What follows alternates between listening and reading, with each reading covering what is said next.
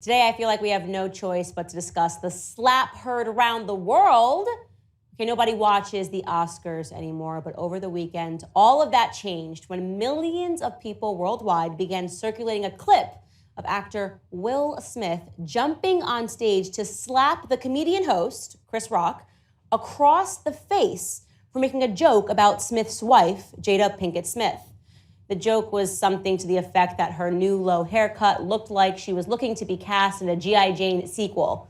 A pretty lighthearted joke by any metric, but unbeknownst to Chris Rock and also to me, and I'm sure millions of other viewers around the world who are used to seeing Jada with a low haircut, Jada is apparently suffering from a condition known as alopecia, which contributes to balding. Now, here's what's odd about the clip. When Chris Rock first makes the joke, Will laughs, meaning that he takes the joke as it was intended, lightly. But then he looks over and he sees that his wife does not find the joke funny, and he immediately goes from an amused attendee to a thug-life husband defending the honor of his wife's hair. So he hops on stage and rather dramatically slaps Chris across the face. Then he returns to his seat and he screams, "Keep my wife's name out your effing mouth," much to the horror of attendees who were all at once realizing that no, this isn't a joke. He's not kidding around. The internet was understandably outraged by the act of violence, and making things more awkward, Will Smith subsequently won his first Oscar for his performance in the film King Richard. Now, in the aftermath, there have been calls to have the Oscar award rescinded, regarding which the Academy has not yet made an official decision. For the first time, we saw the real Will Smith. Not a Fresh Prince, not a survivor of a zombie apocalypse in I Am Legend, not a crime-fighting cop in the movie Bad Boys or the Hancock superhero, but the real Will Smith, an incredibly broken man and the residual product of a directionless society that is filled with them. The kind of society that produces men that look to their more domineering wives with their tails planted firmly between their legs for instruction on what and who they ought to be in every room. The truth is that off the big screen, Will Smith has been spiritually annihilated by his wife. Don't forget, it was Jada Pinkett Smith who openly shared with the world how she cheated on her husband, remember? And with who? Her son's friend. Yeah. Jada carried out an extramarital affair with a young man who was at first friends with her son.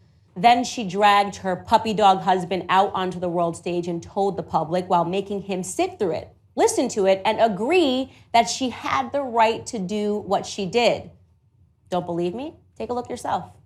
During that time, launched into an interaction with August. What do you feel like you were looking for?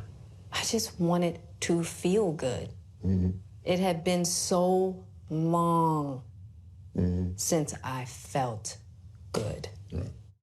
I feel like that husband, like, I'm with you at the press conference.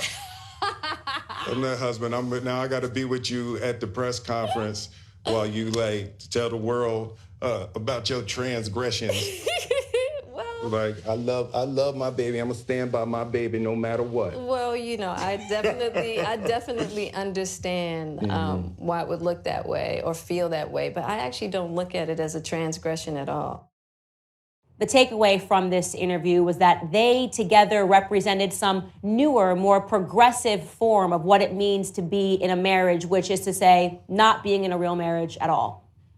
Will Smith today is someone who should be pitied. Not prosecuted in a courtroom or even persecuted in the public eye, but pitied by every person who has the clarity to see how our society, as sponsored by the perversion of these Hollywood types, is falling apart. Will Smith is what Jordan Peterson cautions against. He's nothing more than a casualty in the great war against masculinity.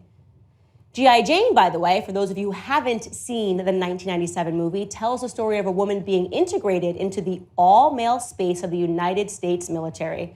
It is the inspired tale of the loss of one woman's femininity to meet the grueling physical demands of the more masculine environment that she finds herself in.